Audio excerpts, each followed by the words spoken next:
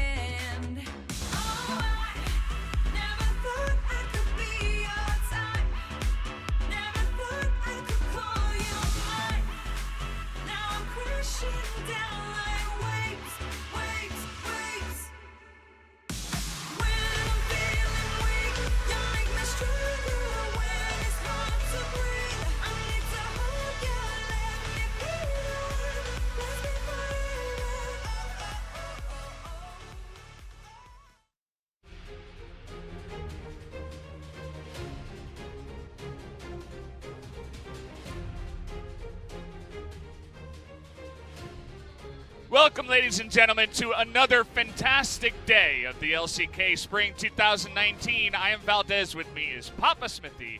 As always, here we're going to be getting into a couple of good games here. The first one being the rematch of the 2018 Summer Finals, Griffin versus KT. Super hype matchup, Valdez. Nice to have you back. Been a bit of a break since we were able to work together.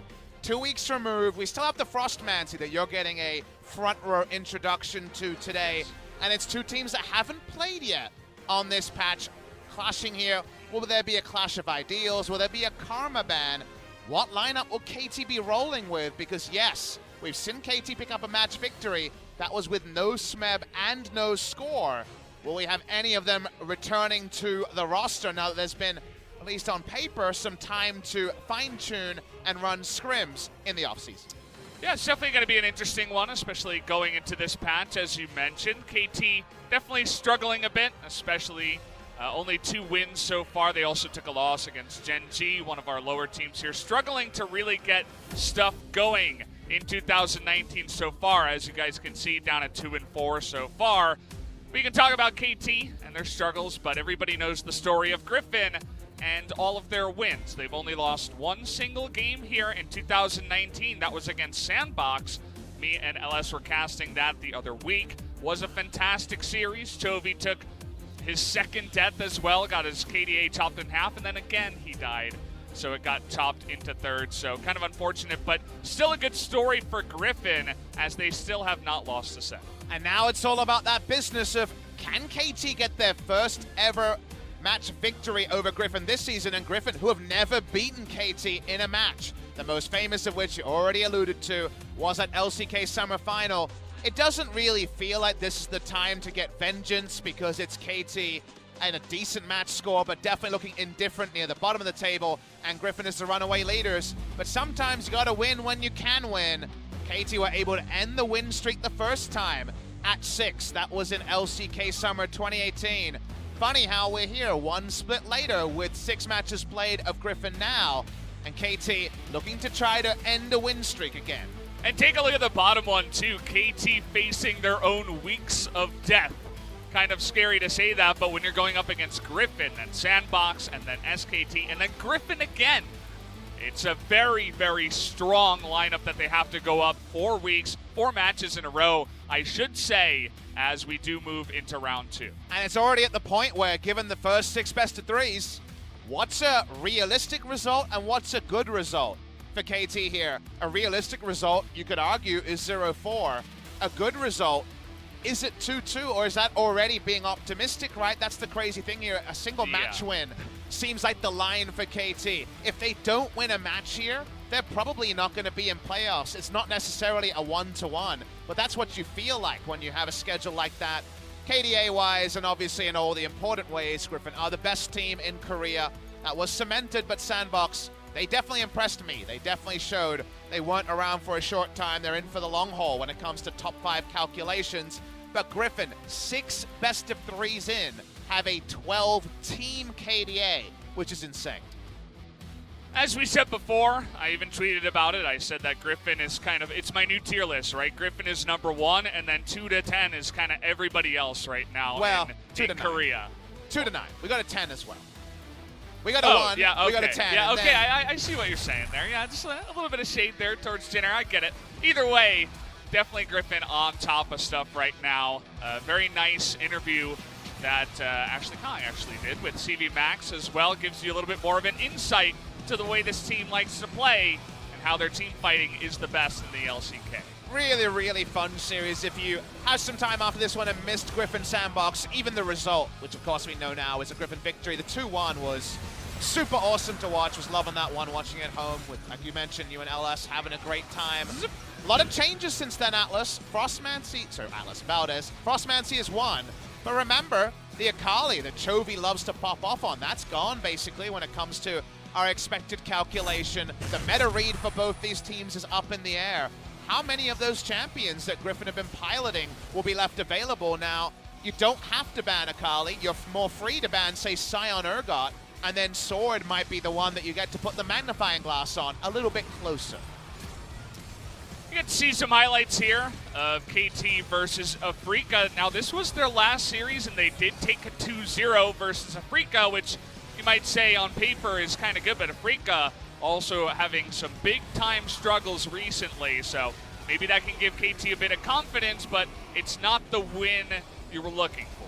But it was with a champion I've been looking for, which of course is that Aurelion Sol. Yeah. I don't think it was the reason they won. It was actually pretty well held in mid lane was BDD. We weren't seeing the roaming death squad with the jungler that we're used to with this champion, but I want to see more of BDD versus Chovy. This is a featured matchup that would light up the rift in any part of the world. 2 of the best world mid laners facing off against each other. 42.7 KDA. You mentioned it, 3 deaths on the season for Chovy. That means for every 1 KDA, he has to get 3 kill involvements. So he can actually re-reach 50 KDA if he gets 21 kills plus assists with no deaths in this particular series. And I mean, if it is a stomp, that's not, too out of the question, of course. So we'll have to wait and see. We got above 100 KDA, got up to something like 115, I think it was. Broke some records, but 42 KDA still first by far. You can tell because BDD is 4th with 4.2. It's definitely pretty insane. BDD pretty high damage numbers, but again, you always have to take these stats a little bit of a grain of salt. Maybe BDD and KT just like to fight. And here are the rosters, and look who's at the front of the line for KT Rolster. We have the zoom in on Griffin to start, but Smeb finally does return. He was not involved in the 2-0 victory over Afrika a while out of the sunlight. For Griffin, there is no cabbie. They will be going with their very recognized starting lineup here. Introduced to a huge welcome. The Griffin side of LoL Park is always full. Every day this team plays, the fan base grows for Team Griffin. Yep, no secret there. Best team here in the LCK. We'll have to wait and see once the international tournaments come along. How good is Griffin really once they go up against the best of the best in the world? But again, that will be a while coming still. Today they do have to fight up against KT. They bring SnowFlower and Zenit into the bot lane, also mixing things around there, but those two have become a little bit more solid. The big questions here, the big highlights, as you mentioned, are Umti in the jungle and Smeb coming in once again. into the top lane. Yep, Smeb coming in. He's someone who had to write the course. We saw that first Akali game. We were shaking our head. Came back and had a good performance. And now, of course, Akali, less of a consideration. Umti had some indiscretions during the week off that definitely would have taken some of the headlines away from things you want to focus on. But will be maintaining a spot, so no signing of score in this particular game. He will be around the stadium, though. We'll see what Smeb is feeling in terms of champ select and also what Chovy is feeling now that the meta's rolled on and 9.3 has changed, both the texture of bot lane and also some of those flex assassins. Be interesting to see if KT can somehow put a stop to the Griffin train that just keeps chugging along, getting win after win. Nobody can take a series from them just yet, and KT kind of on the back foot, struggling to find what will be their top roster as a 5-man unit. Can they do it tonight? We'll have to wait and see. Last time these two teams played was one of the emotional series we've had of all time. A fantastic full 5-game series. You were, of course, watching that one. Valdez, Atlas, and I brought you the LCK Summer Final, OGN's last broadcast. Feels like a long time ago, and you want to pick this one up as that super competitive match where Griffin is trying to find their first ever match victory as an org against KT. But if business goes as usual, a Griffin 2-0 is the overwhelming prediction. Anything else would be a huge upset. Chovy looking kind of brooding here, still angry that his Akali got nerfed to the ground. Won't be seeing that today, you would have to imagine. We'll have to wait and see what Chovy will bring in. 6-0 on the Akali. Plays Zoe pretty well. That's definitely one of the picks that we will be seeing, if not from Chovy, from somebody tonight. I was going to say, the moment we get into pick and ban, I'll say it now, I'll repeat it in the champ select. If Zoe's available, it should be first pick. Both these players are fantastic Zoe players. Two of the best we have in Korea, and I believe that is the blind pick mid laner that very few champions can take. Maybe LeBlanc if piloted well. Otherwise, everything else kind of iffy against the Zoe with where it is in the meta right now. BDD with a big yawn knows that a lot rides on his shoulders today. If we see Frostmancy from KT with Smeb running on a Karma, it's probably not to big up Zenit. He was very good on Lucian, but he's usually on that third carry. It could be on whatever BDD wants to play. He is the superstar of KT Rolster. Looks like that every game I watch KT, it's BDD trying his hardest. His very damned hardest to carry this team on his shoulders. He should be tired. Can he do it tonight? Go away, BMO. Why? BMO's really cute. Oh, you're a Teemo defender. Yeah, I like BMO. No, I don't like Teemo. I like BMO, his cousin, with the bee hat.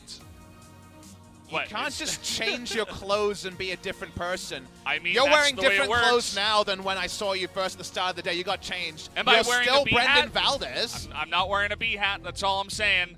BMO's cute. But those guys, they came from Busan to watch this game, actually. Shout out to them. True fans here of the LCK.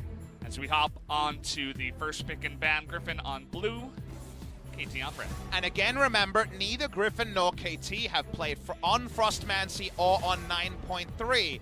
So no guarantees as to what the meta is between these two teams. And there's already a Lucian ban on the red side by KT Rolster, so they don't want Viper to pick that one up, and they won't be getting it for Zenit. We do see a Karma ban, and ever since we saw Karma exploited to its full extent by Kingzone Dragon X, no one gets to play Karma anymore, the chief abuser of the Frostmancy meta. You don't want to see that. Unfortunately, we have to deal with that for the rest of this week. It's only 3 days, only 6 series Only left. one for me, baby. Yeah, you're out of here. You're out the door after today. Of course, LS will be joining for the weekend. Tomorrow with me, and then Sunday with Atlas. I hope you have some hard questions to ask about BBQ Olivers with him this week. Oh, well. Coach, by the way. Yeah, we'll leave those for tomorrow. Got to get your cheeky bants in when you can. We've got to TriCast us sometime once so I can do this to his face rather than behind his back. I'm sure he'll have a lot to say about a lot of the League of Legends that we're going to be playing some interesting matchups for tomorrow. And I'm sure he'll be enjoying. But final ban here. Remember, Zoe is one we're looking at because Chovy and BDD are big on this champion, but how do you ban against Griffin is something that no one has really fully worked out. There's so many champions they can play. Do notice, no attention to Sword. Urgot available. Sion available. First pick Galio will be a massive surprise with what's available at this point. The Zoe as well. we'd have to fully see a draft to understand why they'd be going for a first pick Galio, but they go for it. Remember, this is Griffin, so it could be a Lehends pick for certain. Yeah. I can hear LS screaming to himself from wherever he's watching this game after seeing that Galio first pick, but as you mentioned, it can be flexed. It's good into the Zoe that with LeBlanc bans could have been one of the big picks. And how about this? Another one jumping onto the Rift, the Yasuo. I was actually talking about this with our observer earlier today. And also, Zoe, Papa. All right, so Smeb Zenit flex on the Yasuo, and then BDD is going to be on this particular Zoe. Now, the only reason to first pick Galio is to prank it, is to absolutely do it, to make KT Rolster counterpick. And this one, the chief mid lane counterpicks. Even saw Rookie looking very mortal against TOP when Knight was solo killing him on the Zoe in this matchup. So, let's wait and see where Griffin go on the first round. I don't know if you need to take another mid laner here, so they'll take a flex mid-top laner in the Victor. Some tricky stuff on both sides, but I'm just excited to see our first 9.3 Yasuo. It has been either banned or unpicked in our previous games. Third day in, third time's the charm.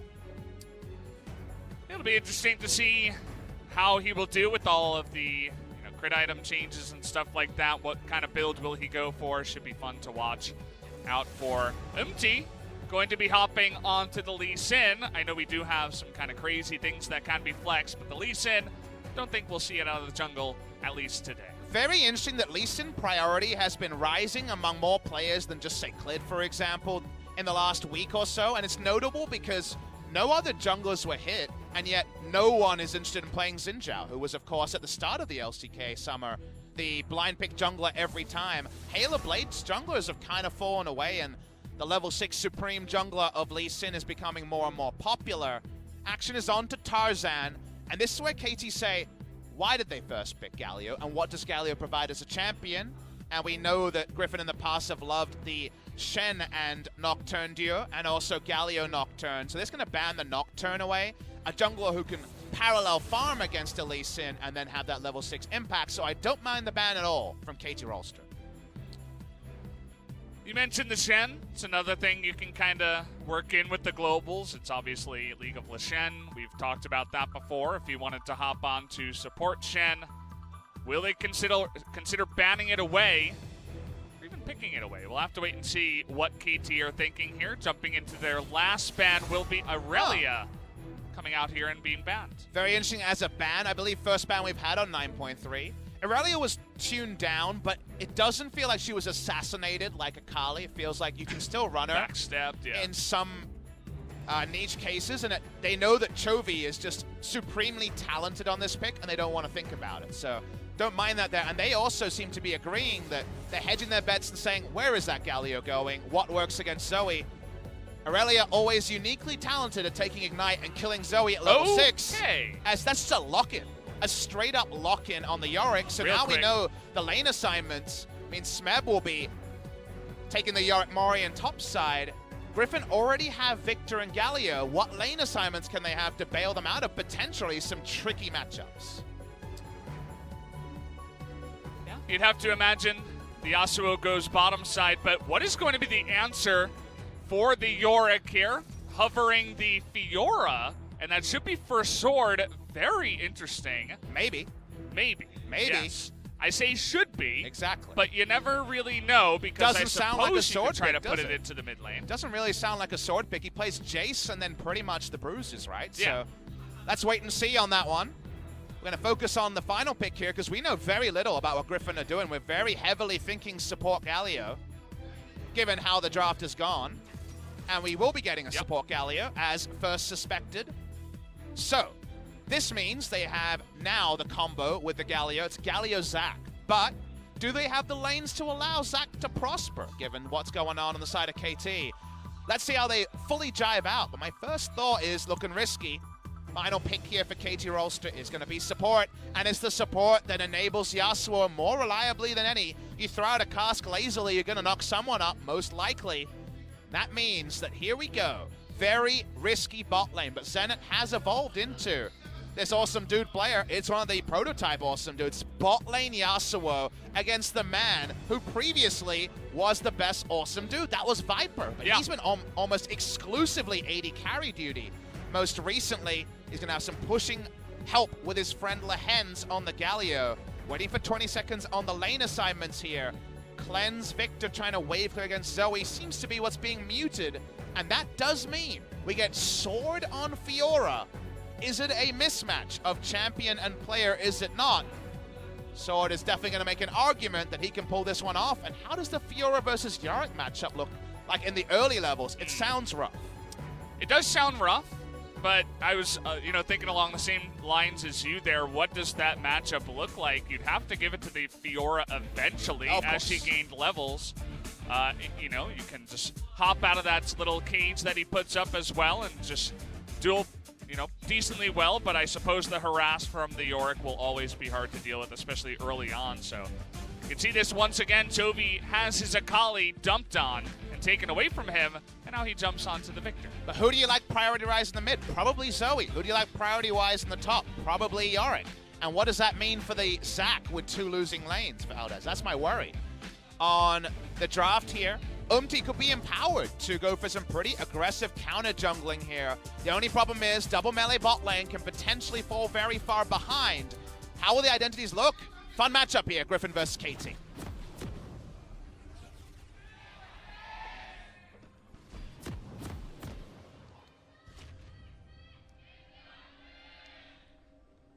KT getting in there, waiting until they show up on the screen. We're always on this blue side as the English casting desk, and Griffin starting on the blue side.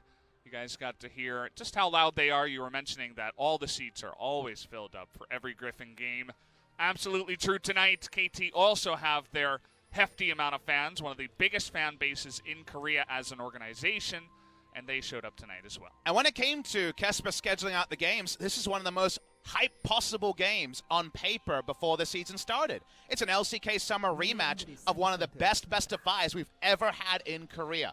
Unbelievable series where KT just outlasted Griffin over 5 games. However, honestly for me, KT's role in this particular series is to make that narrative not a false narrative. Because if you actually look at how the seasons have gone, it seems like a Griffin 2-0, right? You just plug and play it. KT want to bring it back to the good things they were doing in the past, but with a very different roster. Only Smeb returning from the squad that took on KT Rolster, took on Griffin on the day. Meanwhile, Griffin are full strength from that matchup all the way back in September. KT Rolster want to come back from this Lunar New Year break and show they can still be a contender rather than a relegation contender. We were talking a little bit, do the players get much of a break during the Lunar New Year? Based on what we've heard on the side of Griffin, the answer is no. These guys are pro gamers. They don't get much time off. They've been practicing as it is still, in the middle of the season right now. So nobody taking too much time off, still just practicing their hearts out, trying to be the best they can be. All right, let's note something right here. Look at the bot lane. It is Frostmancy from Viper on the Ezreal. That means that Galio gets to farm. This is why they first picked Galio, is because Galio actually scales with items super well, and you can get access to AP items farming, while Ezreal is not going to be focused on farming. In fact, he'd rather have 0 CS than 2. So the way this draft is gone, it's purely to allow for a pretty damn farmed Galio alongside Ezreal in the early game. Is going to hit 1 or 2 AP items. And Valdez, I like this way more when in the past we have seen Sandbox Gaming playing the support Galio, because that's just support Galio. And remember, Galio was made way more about AP and doesn't have the base resist on the ultimate anymore. Just not getting many AP items and thus only really being about the knock-up. There might actually be some AP items coming out of Lehends this game, because he's going to get some farm. And when you think about it, the change to the Frostmancy and the Ancient Coin is that an ally needs to be within 1,500 range of your champion in order for that to really work. So I suppose even after the patch, even after this week, you could do this kind of thing, can't you, Papa? And I love that you bring it up like that, because you so eloquently get to my next point, which is they're practicing a Frostmancy strategy that exists next week. So it's actually real stage practice, not fake stage practice. That's why when we saw Kingzone beat SKT in Game 1, you're like, holy crap, you guys have practiced this strategy very well. Shame it's gone next week. Yeah. With this strategy, you're like, actually, this is a forever strategy until the item is changed. More than 9.3 hotfix. And to confirm, guys, in the bottom left, you'll see patch 9.3 for the entirety of week number 4, but no Frostmancy changes in Korea. It's even more abusive when you get it on the Ezreal as well, because you take the Kleptomancy on Ezreal. He's the only AD carry that you take it on. I'm going to hold that thought as Lehends got himself into way too much trouble. First blood going to go over to Zenit as they were really playing with their food there, and they got too close to the fire. And that's why it's risky to give your support farm, Valdez, because sometimes they don't know what to do with it. He just walks down the lane way too far and gives over too much to the side of KT Rolster. You should never die 2v2 to Yasuo or Gragas pre-level 6. But Lehends at his worst in summer season last year died in 2v2 a lot. Remember all those Morgana games where he died to no gank pressure on the bot side. And this is their only winning lane on paper in the early game. Can the Zac really allow for this to happen? We watch the replay. He walks up, he gets minion blocked, he doesn't flash early enough. Pretty much did everything wrong here, did Lehends. He needed to flash and then Justice Punch away immediately. That's the only way you survive. And as you mentioned, you know, just to be disrespectful enough to get in range of the tornado and then the body slam and just into everything else. Not what you want from your support to start this off. And now SnowFlower trying to make it interesting mid lane. Not really anything will happen here just yet. Definitely the sort of thing where if you're Lehends, you're like, it was the minion block. And I'm like, no, actually, watch the replay. No. You were way too far up, mate. So, whoopsie from Lehends on that one. Again, 26 CS for Lehends at the moment. The only CS for the Ezreal after the first two was when Lehends died, because there's actually going to be an amount of time where you can CS and the quest doesn't matter. Bot side, we're going again. Oh boy, Lehends, he still doesn't have his flash, and there is no way he's going to get away from this one as Umti with the follow-up in the bot lane as Lehends dies twice at 6 minutes. And do notice that Viper actually took some insurance for Lehends. He took heal on Ezreal when the LCK meta has been teleport, just to give Lehends a bit more of a tool. But unfortunately, the heal's still on cooldown. Lehends is dead a second time. And this is all going from bad to worse. Somehow, KT Rolster's trying to recreate their good past record. Remember that Griffin has never beaten KT Rolster in a series, the only opponent we can speak of like that. It would be really crazy if after a fantastic early game they would be able to roll it into an actual victory, but we'll have to wait and see. Still just a good early game with a couple of kills on the support Galio that farms. Weird situation we're in here right now, but does mean the Mountain Drake goes to the side of Umti and KT. Your bottom lane, Yasuo, 1-0-1, farming quite well in a lane that maybe shouldn't have been this easy. You can see how this happens again. It's just so funny watching the lane positioning. How many times do you see a lane position where the support overextends to push the wave and the Ezreal's behind the support just being like, I'd like to hit a bad guy, but I don't want to hit the minions. It's just such funny stuff. And then you realize it's a Galio more than halfway down a long lane, and it's a great gank timing. So just because Lehends and Viper probably have, you know, 5s, 10s, 15 games of practice on this duo, you're seeing some of the little mistakes that you wouldn't make on a standard AD carry support duo when we're not talking about something like Frostmancy. It's just the fact as well that he makes the mistake the first time as Aftershock Galio that's farming, so he should have some items and shouldn't be dying. And then he just gets caught up the lane pushing, as you're mentioning once again. It's just kind of sad beginning. Should have had a much better lane up against Yasuo Gragas in the early stages here. So what I want people at home to appreciate, though, because I know a lot of people, when Frostmancy lost for Gen G in our first series on it, were like, okay, why was this hotfix? What's the point? And then we saw it abused, and people were like, oh, okay. This is actually a really powerful strategy, and it also shows us why Galio was first. It was first picked to be the best champion to CS next to a Frostmancy Ezreal. So maybe this is a strategy we'll see in LCS and LEC when those get started later today. But right now, some of the actual fine-tuning hasn't happened, some big mistakes, and this is all while Tarzan is on the Zac with 2 losing solo lanes. And the only good news story is that Tarzan hasn't been counter-jungled effectively. Him going level for level with a Lee Sin is good news for Griffin. multiple times challenged at his Raptors and does a very good job of just sustaining and getting the majority of them. Even the second time when the Gragas is able to get on in there because of their dominating bottom lane. So definitely good stuff, as you mentioned. We take a look at the top lane. We were talking about how maybe it was going to be hard. Definitely Sword has been pushed in the early game, but he is keeping up in CS. Should only be one behind the York. And you know what I'm thinking, Valdez? And this is something I was thinking after we finally saw the return of Fiora when Khan played is, I think we may have the first ever Fiora meta. And the reason why I say that is, I've been thinking about champions that really benefited from the introduction of some itemization changes and Spear Shojin coming in. I'm thinking, okay, this is an interesting item. Who does it benefit? It really fits Fiora better than maybe anyone else. It's a much better fit for CDR than Black Cleaver is bot lane. Lots of damage already onto Zenit, but the stretching strikes will go wide, and Tarzan not going to make the gank happen. Need a level 7 for the elastic slingshot range to be enough there, but watching Tarzan clear out a ward can't be too risky here. Remember, body slam is also something that opens up the last breath. Zenit level 7 at the moment. BD coming down. He has Ghost. Will be spotted. Tarzan doesn't seem to be too concerned with this. Everybody hanging around the bottom side, but no gank will happen, Papa. The reason why I really respect the Spear Shojin Fiora is that 40% CDR Fiora, she can open with her riposte, and then once you get enough levels, once you hit 3 items with Fiora, you can end with riposte, you can have a mid-fight riposte. She already does the true damage and has the ultimate that scales so hard by level 16. We always kind of said, well, this lane sucks for Fiora till 2 items. Maybe she just wins every lane at 3 items, and that's very interesting to think about, because if you can get away with her and 10 CS down, you're feeling fine. If you're the Fiora, maybe we will have that first ever Fiora meta now that items seem to really fit her like a glove. Yeah, I mean, you were even saying it when you have guys like Sword, who, you know, he's a great Scion player, he plays bruisers, he plays tanks, you know, the occasional Jace, stuff like that, but not really known to play Fiora, of course. If he's the one going for Fiora, that means that Fiora must be in a really good spot if this guy is showing up to learn this champion.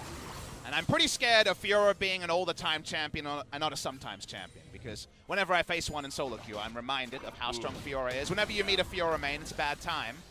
So everyone could be a Fiora main before long. But zooming in on this game, the quest is now there. Ezreal's finally farming. Hooray. His CSD is in the toilet, by the way. Tarzan walks up, remember, level 6, and not a lot of help with no priority in lanes. He's taking a bit of damage. Can Tarzan win the smite fight? Taking a bit of damage, but BDD going to be zoned away by Chovy. And now Umti is a little bit too low. He's going for the kill. He's going to miss it. But finally, the flash over the wall there from Chovy, able to pick up the kill. BDD going to miss there, but here comes the Fiora down on the bottom side, going 2v3, but Galio from the bottom lane. What a crazy fight with a double-man tornado. And now Zenit, he's looking for more kills, wants to get on top of Lehends. Can he survive, though? Gets the double tornado again, but has that ignite ticking. But he's going to get to the Raptors, and SnowFlower helps him out. Zenit will live for now. Will any more kills come in? Zenit not going to hit the tornado that time around. But Smeb going to go down as Tarzan and Lehends make the duo work. But there you go. Zach finally goes down over at the Raptors, and what an insane fight already here at the Red Buff. A super extended fight, but remember, Valdez, remember who was not there. Ezreal does not join the fight. So in an unnumbered fight, they're outnumbered with Griffin. They even get Chovy out. He was so far behind enemy lines. However, Umti... Oh boy, Chovy sticking around, but he gets the stun down. 1 health, and Umti not going to go for it. Chovy gets away and keeps his KDA. No cost to curse. The KDA continues. Close to 44 KDA now with 2 kills already. Ezreal catches up on farm as well. That's very important. Otherwise, it would have been big advantage, KT Rolster. Well, that was a lot of fighting, yeah. Papa, already. 13 minutes into the game. Umti getting caught by just the tip of the stun right there. Very unfortunate for them. But the Rift Herald also went the way of KT and Smeb, even though Umti was forced away. We'll see how this began right now. And what I want to show you is the mini-map as this begins. Yasuo and Gragas like, holy crap, let's get fighting. We got ultimates, we're ready to go. And it's a much slower reaction. Ezreal never joins, and Galio's not in ult range. So this is outnumbered by Griffin. outnumbered on Griffin for basically the entirety of the play. They go super aggressively to get the first kill. Sword buys a lot of time, and Lehends comes to join. And the fact that Griffin keep this so even without Ezreal ever joining is a sign of Griffin as a team where their wordless communication has always been a staple. Because they come out like bandits here because Ezreal gets the farm and gets a good back time. Yeah, you're thinking that when Chovy gets body slammed there, it might be all over for Griffin, but then all of a sudden, Lehends and Tarzan make the kill happen, and Lehends and Chovy getting with the blasting plan to safety up to the top side and somehow making it all the way out of that one unscathed, even after the Lee Sin chase on the top side. So after all that fighting, KT will pick up a second Drake. This one will be the Cloud Drake that will go into a second mountain afterwards. So nice little pickup as well for KT, who's had a pretty good early game so far. Where this game is going is a very interesting one for me. You know, usually I talk about the identity of teams and how they're either overlapping or not overlapping in the late game. This is probably the first time where it's going to be really intriguing. It feels like, even though they're not mirror 4-1 comps, you say, okay, Griffin first picked the Galio to get him farming. What are they doing with this comp now after all the swaps? It's actually pretty good wave clear and a Fiora. But usually, on the other side, you'll see a Yorick Mori, and he usually fits in 4-1 as well, right? Because he's one of the strongest 1v1 laners. Because of where we see itemization, it could be that Yorick just won't be able to handle Fiora in the late game, and right now he has to handle a Zac. Smeb already in a bunch of trouble here as Umti doesn't want to get anywhere near that fight. Nice little follow-up from Tarzan to make a kill happen in the top lane. Seems like this game is going to be trying to get team fights going with a Yasuo versus good ranged wave clear and a Fiora. And when the Fiora gets more kill involvements, that can't be good. He's going to miss the Rift Herald, I think. He's going to be dead. Yeah, I think 17 seconds, that's going to be wasted. Really, really unfortunate. Didn't have any vision. They didn't have any vision on camps apart from the Raptors, you'll see. So they had no idea where Zac was, and it's gone. It's gone. Ooh, well, speaking of which, Tarzan trying to make things interesting, but Zoe is a fun champion. Gonna deny any follow-up there from Chovy and Lehends. But meanwhile, after that kill, Sword just putting more gold into his pockets.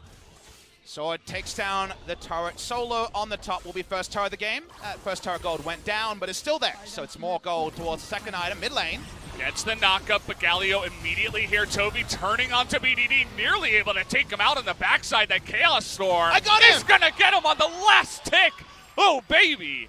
As see you later, BDD. Chovy is the winner of the mid lane matchup so far. And BDD a hair's breadth away from his own flash to escape. No way to go out. Last tick arms and takes him down. And that's off a proactive play by his own support. Oh, man. Well, we were talking about how on 9.2 the mid lane, kind of boring, honestly. A lot of Galio, Sion, Urgot, Lissandra, tanks, Aftershock, bleh. But now we got Victor versus Zoe. A lot of action happening there so far as Chovy's 3-0. So all they know is that Raptors are down and Zac is not near the Raptors. They don't know anything else. And this shouldn't be the way. The more important point than watching the kill, because he's under turret, right? He's going to die here, is that in a game where they had priority in the mid lane and the top lane and were winning bot at one point, they don't have any wards on Zac. Why is Zac unaccounted for is the bigger problem here. Chovy just walks up. He hits his first round, and the last tick of the Chaos Storm picks up the kill. But this is the exact sort of game where Zac should have been on a short leash, and we've seen it already so many times, cuz earlier this week. It's not happening. They're getting away with the Zac, they're getting away with the Fiora, and she's towards her second item. Griffin, somehow, some way, even after a nice little start for KT in the bottom side, are absolutely catching up. We've seen Yasuo's get fed and get ahead early on in other games and then struggle because the rest of his team are not quite on the same level. Kind of get that feeling once again here as Zenit 2-0 and 2 and quite fed himself. Can he actually carry this team by himself? I also want to register my apologies. I suggested that Lehends might use his extra farm to pick up AP. We should have known Redemption would come first because he builds it on every champion. Yes. A lot of Griffin players do that as Umti forced the flash away from that one, and now Tarzan would have been in trouble, but Zac is going to be forced to blow his ultimate to get to safety. I actually did the research. There's only been 2 best of ones of the 13 they've played where they didn't have at least one redemption. They are definitely the teams get the highest percentage of redemptions. They get it on That's Olaf, insane. they get it on support. It was insane they didn't get one. I actually thought it was all games, but it seems like they just really rate the item because skirmishes are happening more. Remember, it's a skirmish meta. It's an early game snowball meta where people are overextending for things like turret plates. How about a semi-global heal or damage spell to help out with that situation?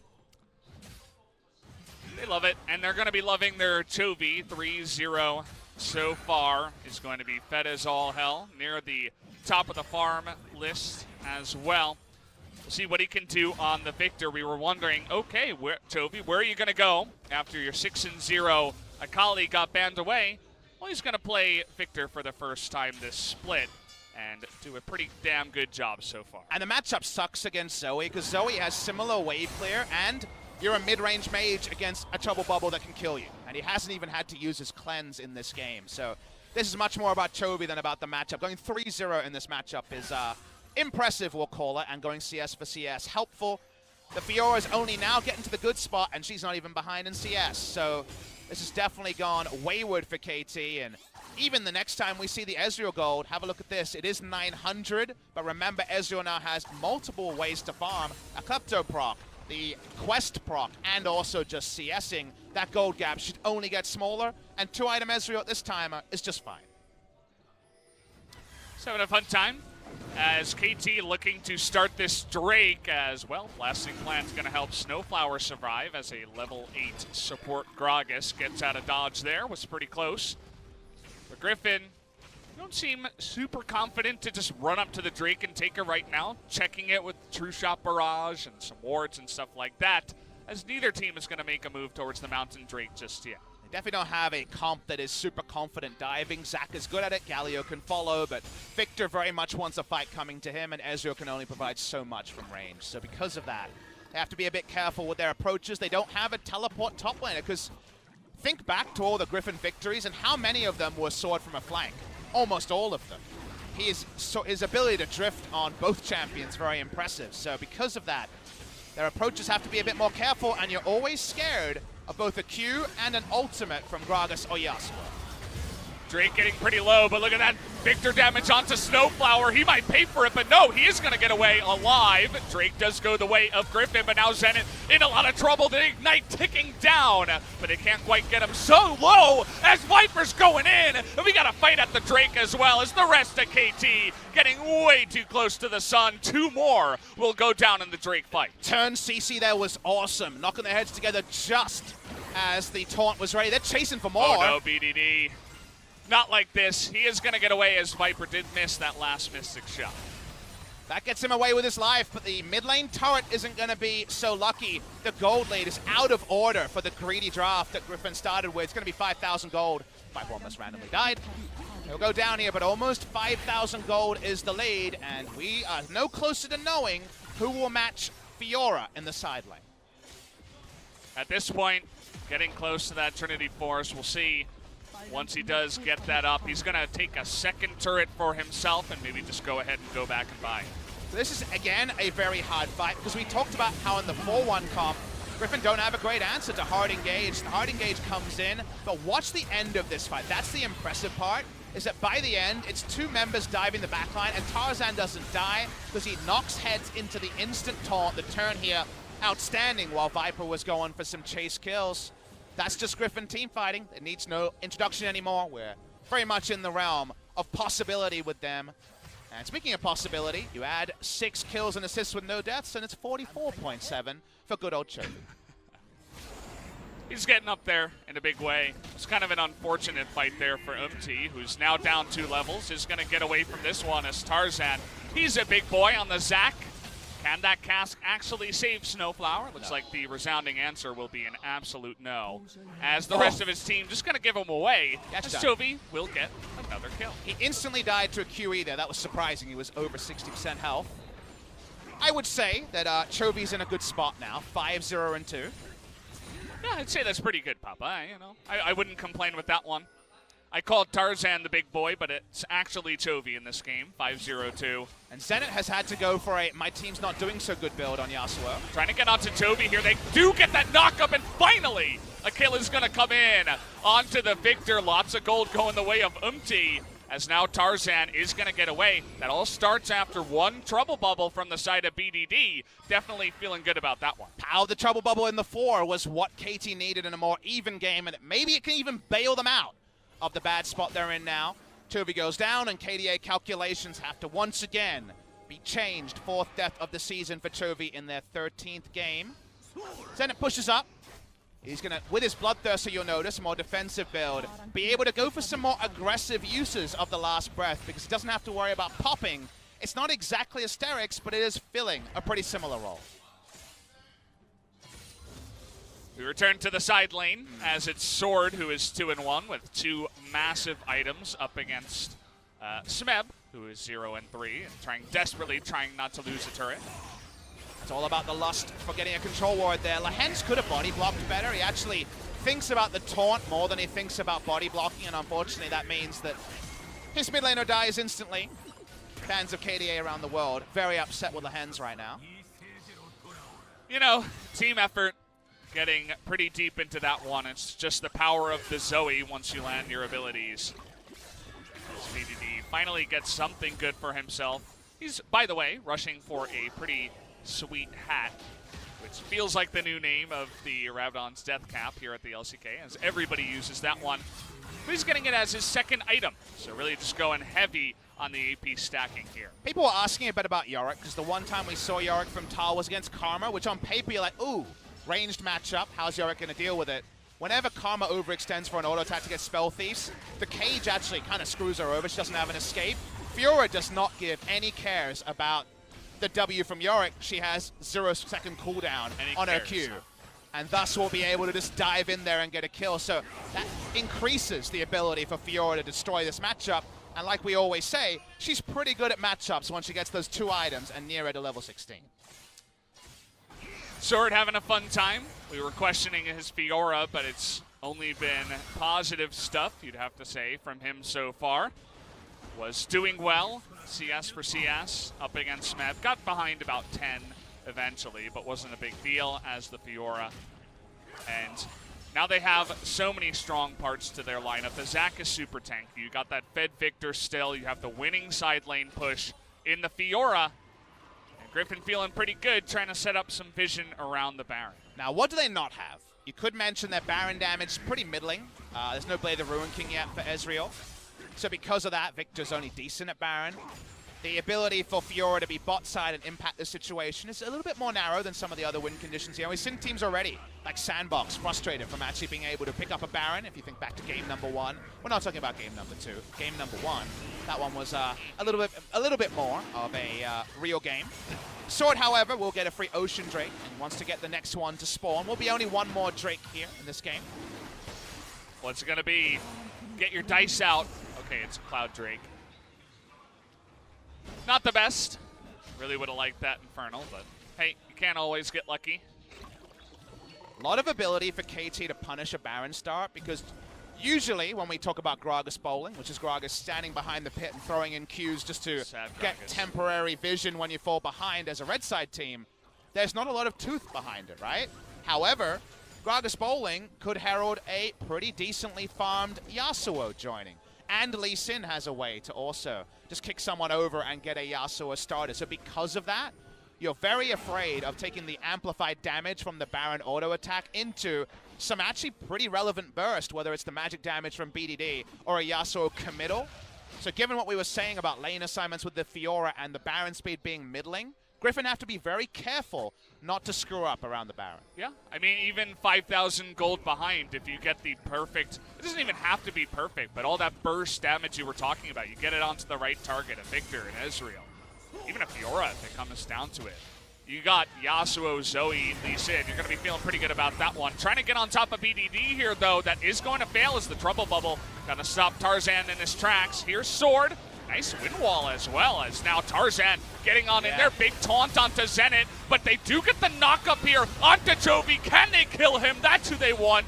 It doesn't look like they're going to be able to get close here, as Zenit goes way too far in and is going to be punished for that one. 2 kills do go the way of Griffin, as the rest of KT go home with their tail between their legs. KT Rolster probably paying the price for the early game gold disadvantage, because actually There was a pretty big mistake on the chase there from Sword. We'll talk about it in the replay. But Zoe was able to regroup. It was a 5v4 temporarily with all the gold from Sword not in any way relevant, and still we get to the scenario where Griffin pick up a kill and they continue to push. Not going to go for the Baron here. No reason to. Umti's still alive. They'd rather just go for the push, go for the gold, and get even farther ahead in this game as they're looking at the inhibitor. Doesn't look like they're going to stretch for it, though, as the rest of KT do come up. Viper with the parting gift of the True Shot Barrage, and they back away.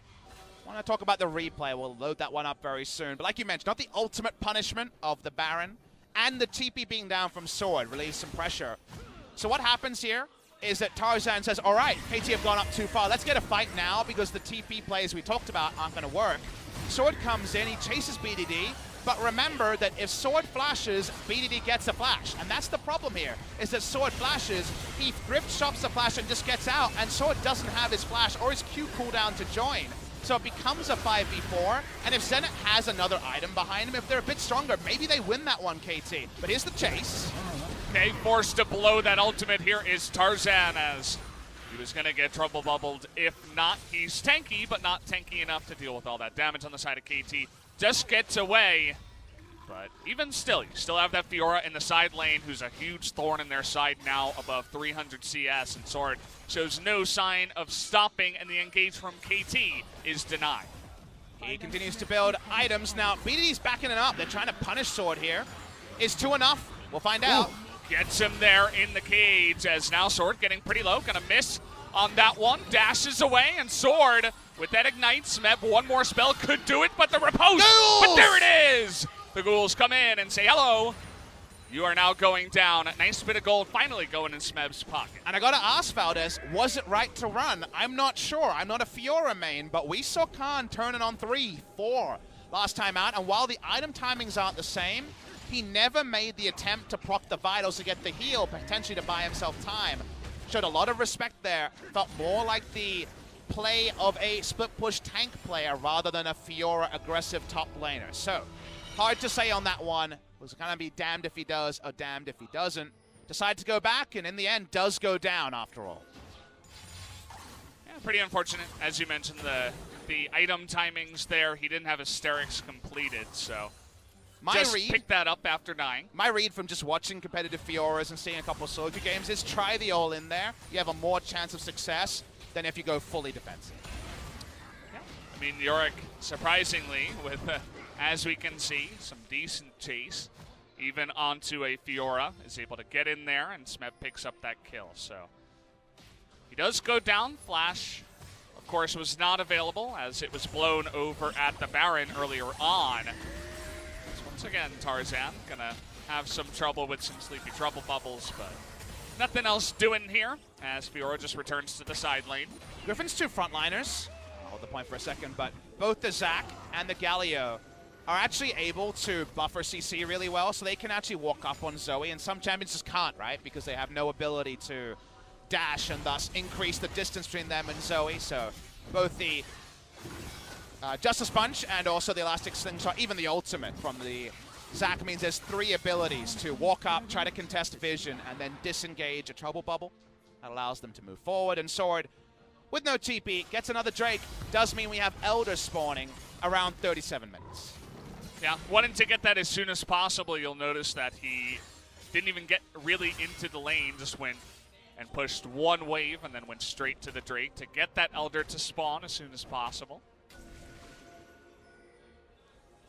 Watching here as the vision game might decide this one. The gold lead is your first thought. The team comp being pretty decent from Griffin is your second, but given how much time we've spent explaining that killing this Baron is actually pretty hard with the scenario that Griffin are in and the champions that KT have to threaten, I think this game is going to be more about a ward exhaustion mistake or a overextension by someone rather than by just a TP play. Speaking of TP plays, they're not up still, and we're watching Smeb and Sword contend in the bot side. Well, top lane, actually. The bot lane, yes. Yeah. Fiora doesn't really care about that maiden, just comes up and swipes her in the face a couple of times, says, get out of here, this is my lane. As the biggest level gap in the game currently is level 18 on Sword compared to level 10 on SnowFlower, who is a very, very sad Gragas bowler in this game. Has the opportunity to engage. They're going now on the engage for Zenit as Galio shows up. See you later. As that time around, Zenit thought he could farm near his turret, but Zach says no. Absolutely not. He has 2 control wards down. He thinks he's safe, but it's Zach, and you need to know where Zach is. Eyes off Zach, big problems already, and they're going to break the base in a second spot. Just trying to clear the wave here is the rest of KT. SnowFlower continues with the sad bowling. They have to call over the Yorick to deal with it. BDD goes in for 1 paddle star and loses more than half his life. As now they're going to try to make another play onto Sword here. Trying to get that kick, but Sword just flashes away from that one. Doesn't really care as the rest of his team is taking out the base. He's not role-playing the Fiora, but it's being effective. He's pushing. Reminds me of Chovy on this champion, a 1.7 KDA, but couldn't stop winning games just because of the map pressure that a champion like Fiora will draw. She continues to push, and it all comes down to that positioning mistake we were alluding to. If we do get a replay of the kill, the question is Yasuo overextended? And if that question ends there and there's no asterisks, if you just pause the game and you don't have the champion lineup from Griffin, the answer is no. But the moment you say, by the way, the enemy team has a Zac, the answer is yes, and that was the big change there. Didn't respect the engage range of level 5 slingshot. Watch the replay here. Again, has 2 control wards and a Gragas, but walks up too far, and that's just what Zac and Galio are all about. Zac Galio and the damage there from Chovy to make sure that he would go down. Yasuo can be slippery, but when it's a 3-on-1 and everybody can just get into range immediately, essentially, you're not going to have trouble. I mean, he was right near the turret, but still too far. Really tells you a lot about the current game state up against the Zac Galio combination, as now Griffin looking for another pick in the KT jungle. Right now they have 2 inhibitors down, so they don't have to be too brazen here. Anytime KT walks up like this, the game will just end if these 3 members die. They're chasing Chovy, but they know Tarzan's near. Look at Chovy, he just says, no, I'm going to take you out. You're not going to do anything to me. He's got the speed boost as well as now. He's going to Zhonya's, even the knockup from Zenit. Just showing off a little bit here is Chovy as the rep of KT. Trying to get away from Griffin here as Viper. Trying to get on into BDD and Umti, but there's nowhere to run and nowhere to hide as everybody on KT is going down. It's even scarier than that. Viper's stopping them getting to their own base. The enemy AD carry is what's denying you. Smeb will scurry away on this Undertaker, but the Undertaker's losing this match, that's for sure. Griffin pushes up. They're chasing for the kill. They won't get it, but they'll kill the game. Well, he's going to be pretty close. Doesn't get it there. Jungler on jungler. Tarzan 2 levels ahead. Probably going to win that one. Would actually like to see that more than this fight at the end of the day. But the rest of KT desperately trying to stop this back. Sword going to pick up another kill here as nobody else is going to go down, and Griffin will bring down game number 1. Interesting game there. Griffin really set this one up to be tricky. Their draft was not super respectful of the early game power of KT Rolster, and in the end the read was pretty good. Around the top side of the map where things should have been really good for KT, Zac kind of got to farm within 1 to 2 camps of a Lee Sin. And it was actually the bot lane and Lehends' mistakes in the Frostmancy Galio position actually was the only good note for KT in the early game. From there though, Griffin's skirmishing, Griffin's team fights, Griffin's strong points are too strong for their opponents. For a moment you wondered if KT Rolster could once again find a victory over Griffin like they have in the past, but by the end you could see the answer is a resounding no. Times have changed here in the LCK, and Griffin is the ultimate final boss now. Kind of like KT was hoping to be at the end of summer and eventually did become the champions of 2018 summer, but it is not quite the same here as Umti. Rough time for this guy, man. A very heartbreaking game, I'd say, for him as well. There were so many kills that were just out of reach in the early game that could have gotten his team even further ahead and maybe push them over the edge and try to win that one, but just felt like nothing was clicking there towards the end, the beginning for that Lee Sin. So feel sorry for Umti. You see the coach going over there trying to help him out, but we'll have to wait and see if he returns for game 2. I feel like overall a pretty decent game. But I gotta say, the time we had this match last, that LCK final, the story was Score, right? That was his big title win after 7 years. kind of feels robbed if we don't see him in this matchup at all, given how hyped Score versus Tarzan was through all of summer last year.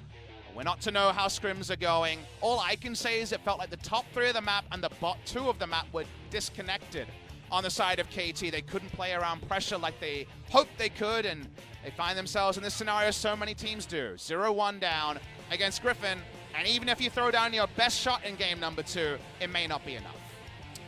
Yeah, I think game 1 is your best shot. You know, maybe try to throw something, but generally what we see a lot of the time is a better team versus a team that's not doing as well.